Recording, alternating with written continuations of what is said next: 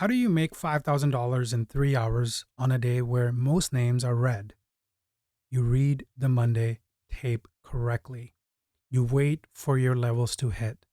And most importantly, you don't get greedy on the exit. Today, Tesla and Nvidia both worked before noon because the playbook from Monday worked exactly the way we laid out. The levels we have been talking about for the past few days mattered again.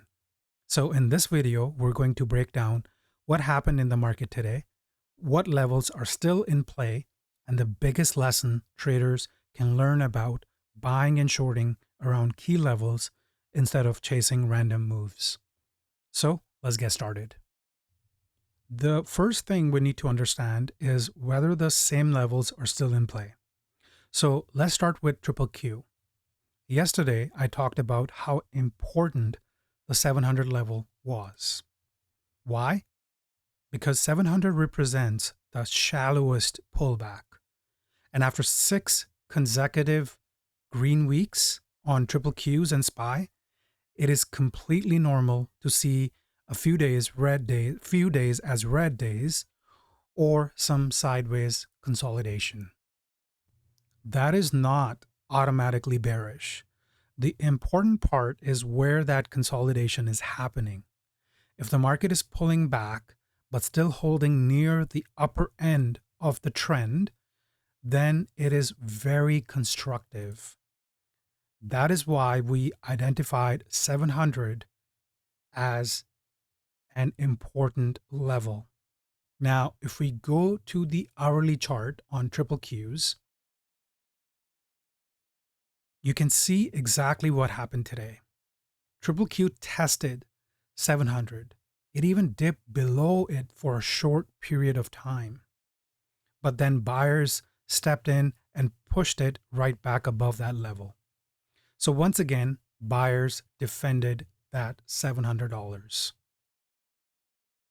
That's a good news. But here's the part we cannot ignore.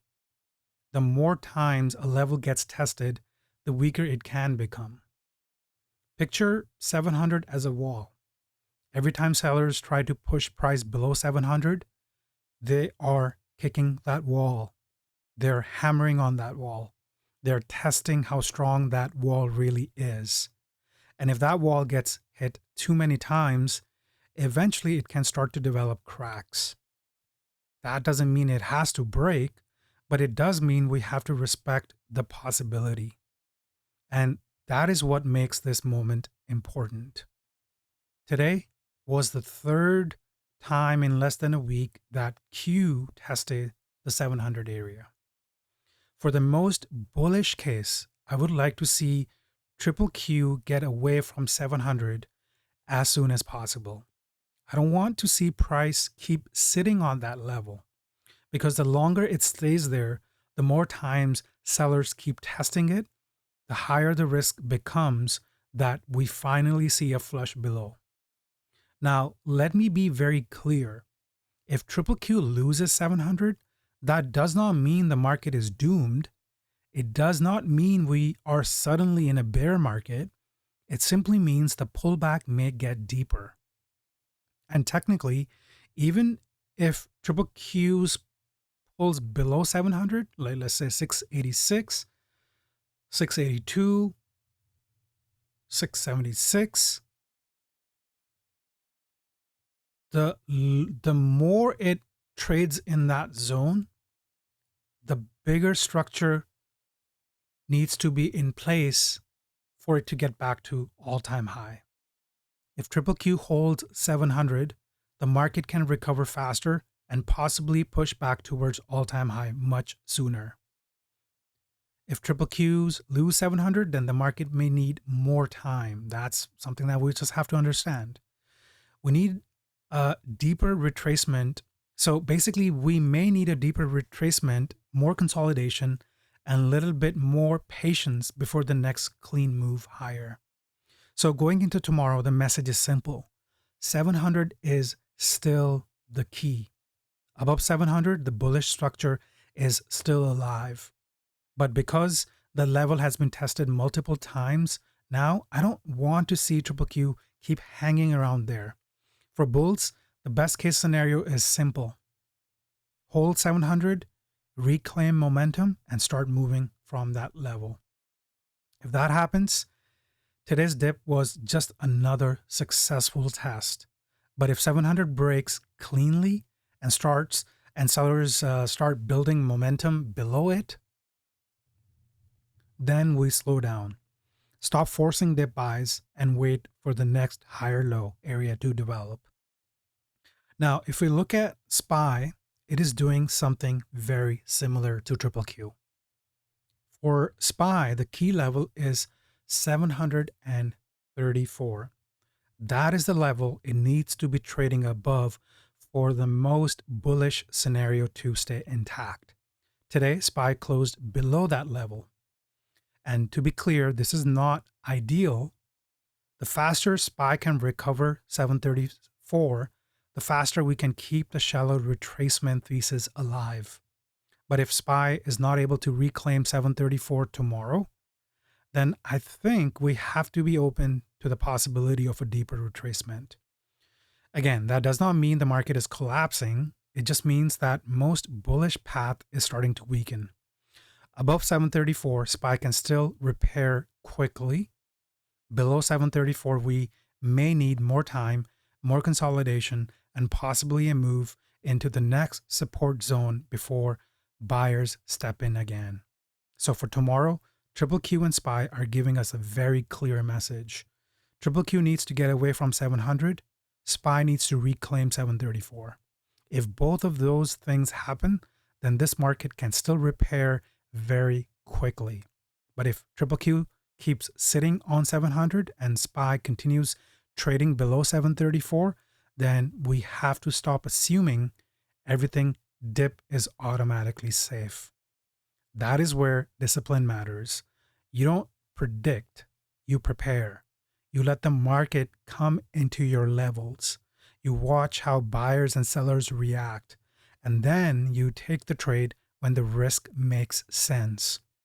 That brings me to the trades I took today, because both of them were textbook trades of the levels we have been talking about for days.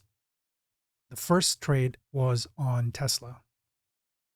If you have been watching my videos, you know the 400 level I have been talking about on Tesla as very important level. That was the major resistance area Tesla struggled for a long time.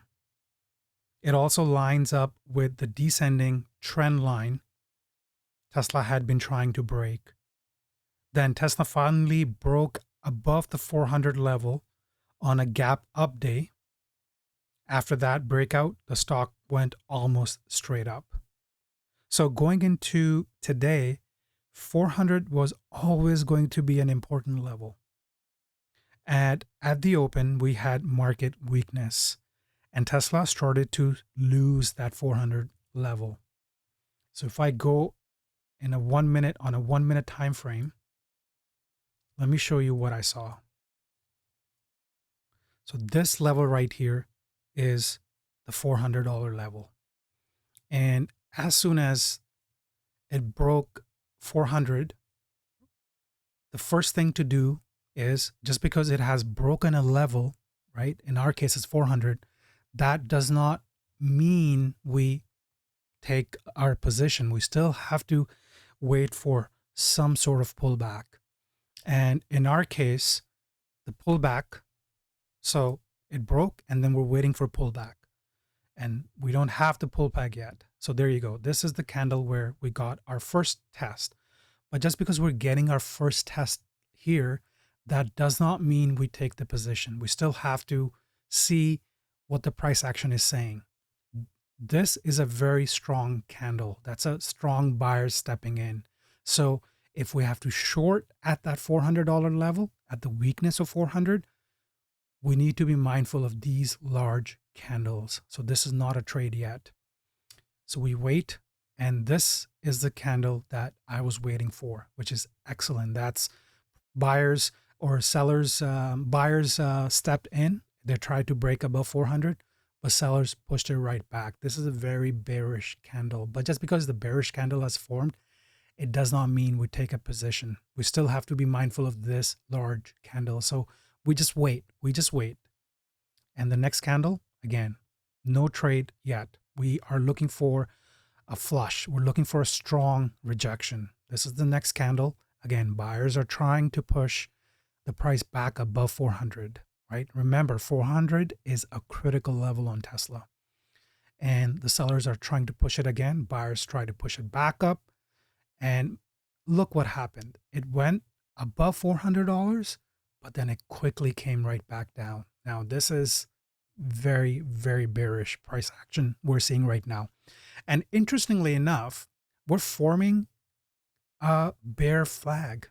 This is a bear flag that's forming right now at a critical level.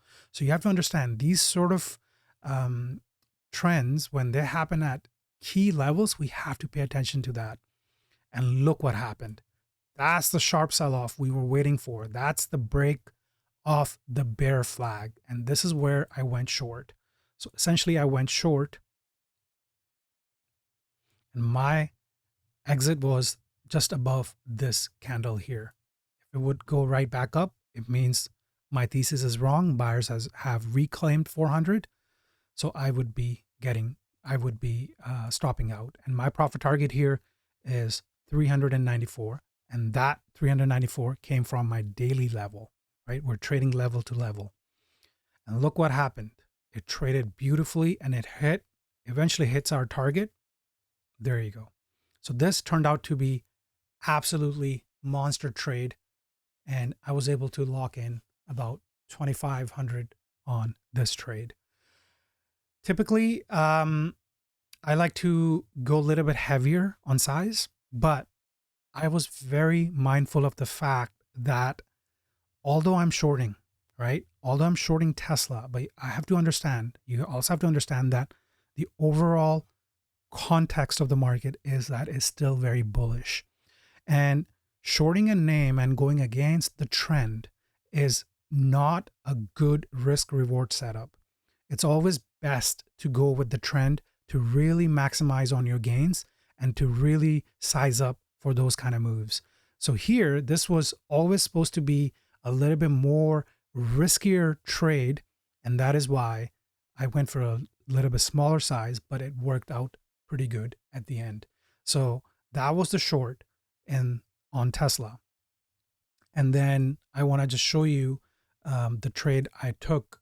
The other trade that I took was on Nvidia, which was also straight from the textbook, the levels we have been talking about. Remember Nvidia, we have been talking about the importance of $197, right? Ever since it tested that 197, it has really just gone up from that level.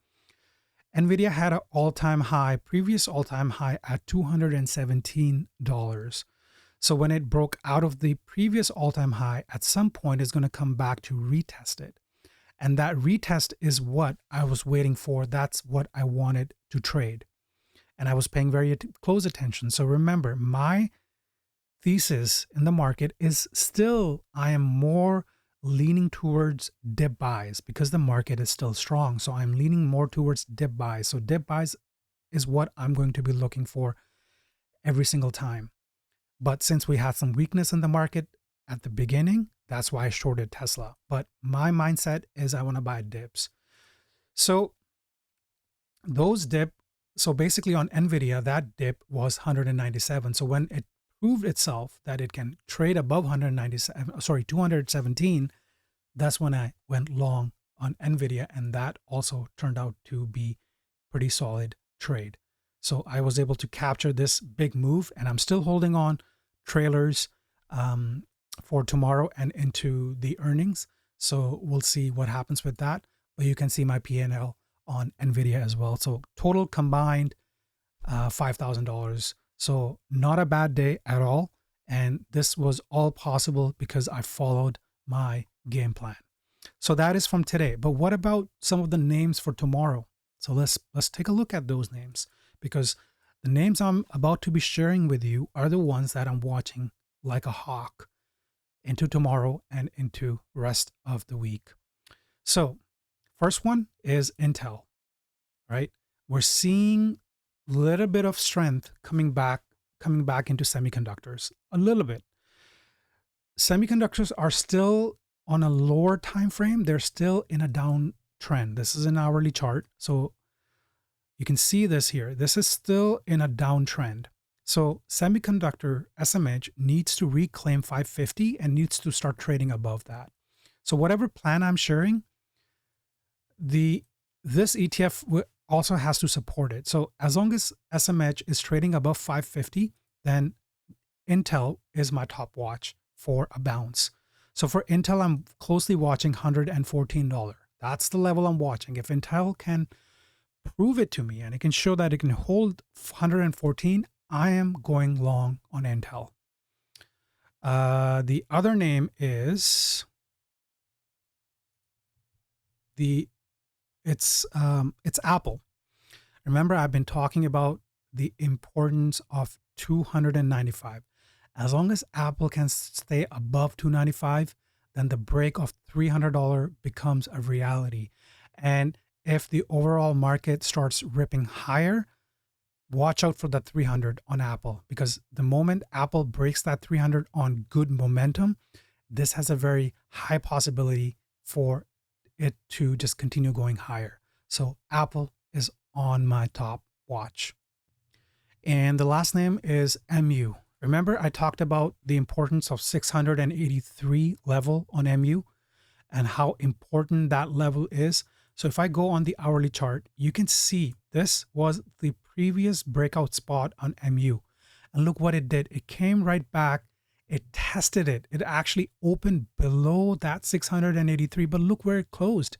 It actually reclaimed that level. That's exactly what I said. And this was also one of those trades where I had on a very close watch, but I ended up trading Nvidia. But this was from my game plan from Monday. If I wouldn't have traded Nvidia, I would have traded this at the reclaim of that 683. Let me show you that level. See, this is that $683 level. It breaks out of that, comes back for a pullback, and look at these strong candles that came in. That is a very strong signal to go long on that name. And this would have been a beautiful trade on MU, but I was in Nvidia, so I didn't really care much about this name. But just because I didn't care about it today doesn't mean that I'm not paying attention. So tomorrow, 683 again is going to be a top watch for me. So if MU can stay above 683, I'm looking for a move back to 750. So those are all the levels I'm watching. Those are the names I'm watching for tomorrow and heading into the rest of the week.